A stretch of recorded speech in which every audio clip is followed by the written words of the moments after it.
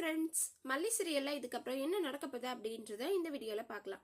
இப்போ வெண்பா காணாமல் போனதுனால இப்போ 2-3 நாளாக வந்து ரொம்பவே வீட்டில் கஷ்டமாக இருக்காங்க. கிட்டத்தட்ட 5-6 எபிசோட்ஸ் வந்து ரொம்பவே சேடாக தான் போயிட்டுருக்கு. மல்லி, விஜய், வெண்பா 3 பேரும் ஒன்றா இருக்கும் போதே இருந்த சந்தோஷம் இப்போ 4-5 எபிசோட்ஸில் வந்து இல்லை.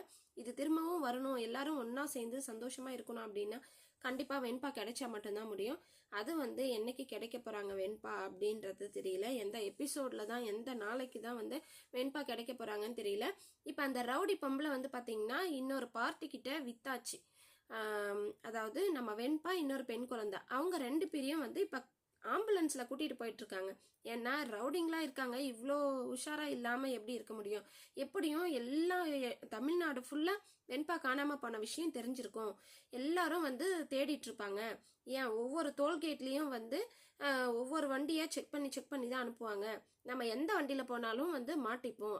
அதே சமயம் ஆம்புலன்ஸில் போனால் கண்டிப்பாக வந்து மாட்டிக்க மாட்டோம். ஏன்னா ஆம்புலன்ஸில் ஏதோ ஒரு உயிருக்கு ஆபத்தான நிலையில தான் ஆம்புலன்ஸில் போயிட்டுருப்பாங்க. அதை வந்து நிப்பாட்ட வேணாம்னு சொல்லிட்டு அனுப்பிச்சிருவாங்க, நம்ம எஸ்கேப் ஆயிடலாம் அப்படின்னு பிளான் பண்ணி இந்த ரவுடி பொம்பளை, அந்த ரவுடிங்க எல்லாம் சேர்ந்து வெண்பாவையும் இன்னொரு பெண் குழந்தையும் வந்து கடத்தி கூட்டிட்டு போயிட்டு இருக்காங்க. பார்ட்டிக்கிட்ட ஒப்படைச்சிட்டு 10 லட்சம் 20 லட்சம்னு சொல்லிட்டு பணத்தை வாங்கிட்டு வந்துடலான்றதுக்காக போயிட்டு இருக்காங்க. இன்னொரு பக்கம் வந்து பார்த்தீங்கன்னா மல்லி மயக்கம் போட்டு விழுந்துடுறாங்க. விஜய், நாகு 2 பேரும் ஹாஸ்பிட்டல் கூட்டிட்டு வராங்க. ஆனால் அம்போன்னு நாகு கிட்ட மல்லியை விட்டுட்டு விஜய் வந்து அங்கேருந்து கிளம்பி போறாரு. காரணம், ஏதோ ஒருத்தர் வந்து ஃபோன் பண்ணி உங்க பொண்ணை மாதிரியே ஒரு கோவிலான இந்த மாதிரி அட்ரஸை சொல்லி அங்கே இருக்கிற கோவிலான வந்து இருக்காங்க, நீங்கள் உடனே வாங்க அப்படின்னு ஃபோன் பண்ணதுனால விஜய் வந்து மல்லியை வந்து நாகு கிட்ட ஒப்படைச்சிட்டு இருக்கிற பணத்தை நாகு கிட்ட கொடுத்துட்டு பார்த்துக்கோங்க அப்படின்னு சொல்லிட்டு கிளம்பி வந்துடுறாரு. நாகு வந்து நில்லுங்க தம்பின்னு சொல்லியும் வந்து விஜய் கிளம்பி போயிடுறாரு. ஏன்னா மல்லியை பார்த்துக்க நாகு இருக்காங்க, ஓகே, ஆனால் அங்கே வெண்பா மாதிரியே இருக்கிற பொண்ணு இருக்காங்கன்னு சொன்னதும் விஜய் எல்லாம் அங்கே இருக்க முடியல.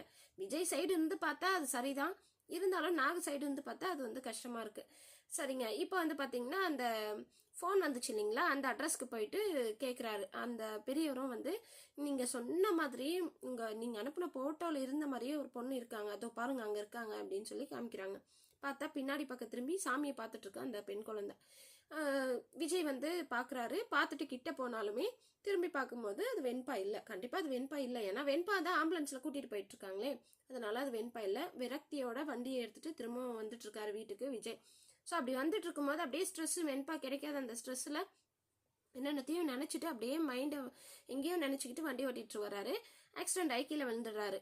எதோட ஆக்சிடென்ட் ஆகிறாருன்னு பார்த்தீங்கன்னா நம்ம வெண்பாவை கூட்டிகிட்டு போகிற அந்த ஆம்புலன்ஸில் தாங்க. அந்த ஆம்புலன்ஸில் இடிச்சிட்டு அப்படியே கீழே விழுந்துடுறாரு.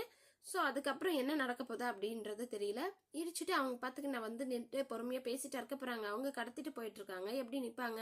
அந்த ஆம்புலன்ஸ் வந்து ஸ்பீடாக போயிடும். ஒரு வேளை விஜய்க்கு ஏதாவது டவுட் வந்து அந்த ஆம்புலன்ஸை ஃபாலோ பண்ணி போய் பார்த்தா கண்டிப்பாக இடிச்சுட்டு இப்படியே நிற்காம கூட போகிறீங்களே அப்படின்னு சொல்லிட்டு ஏதாவது கேட்டால் ஒரு வேளை விஷயம் தெரியலாம். அப்படி இல்லைன்னா கண்டிப்பாக ஒவ்வொரு செக் போஸ்ட்லேயும் வந்து போலீஸ் வந்து ஒவ்வொரு வண்டியாக செக் பண்ணிட்டு தான் இருப்பாங்க. ஆனால் ஆம்புலன்ஸ் அப்படின்றதுனால விட்டுறலாம் அப்படின்னு சொல்லுவாங்க. ஒருவேளை அந்த இடத்துல ஸ்ட்ரிக்டான போலீஸ் ஆஃபீஸர் இல்லை நம்ம தீபிகா அந்த மாதிரியான ஆட்கள் இல்லை அவங்க கேரக்டர்லேயே ரொம்பவே ஷார்ப்பாக ஆம்புலன்ஸாக இருந்தாலும் பரவாயில்ல, ஒரு செகண்ட் செக் பண்ணிடணும் அப்படின்னு சொல்லிட்டு செக் பண்ணால் கண்டிப்பாக கையுங்களவுமா போலீஸ்கிட்ட அந்த ரவுடி பொம்பளையும் அந்த ரவுடிங்களும் மாட்ட போகிறாங்க.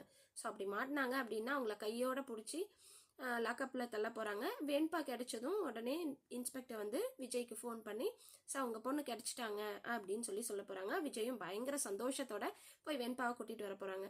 ஸோ இந்த மாதிரி சீன்ஸை தான் நம்ம எதிர்பார்த்துட்ருக்கோம். அது என்னைக்கு நடக்க போகுதுன்னு தெரியல. வெண்பாவும் விஜயும், அதாவது வெண்பா கிடைச்சி மல்லி விஜய் எப்பவும் போல் நார்மல் ஆனாதான் மல்லி கன்சீவாக இருக்கிற விஷயத்த சொல்ல முடியும். ஏன்னா இப்போ மல்லி கன்சீவாக இருக்காங்க, சொன்னாலும் யாரும் சந்தோஷப்பட முடியாது.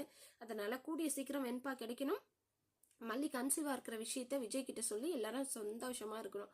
ஸோ இதை தான் எதிர்பார்த்துட்டு இருக்கோம். எப்போ நடக்க போதா அப்படின்றத வெயிட் பண்ணி பார்க்கலாம்.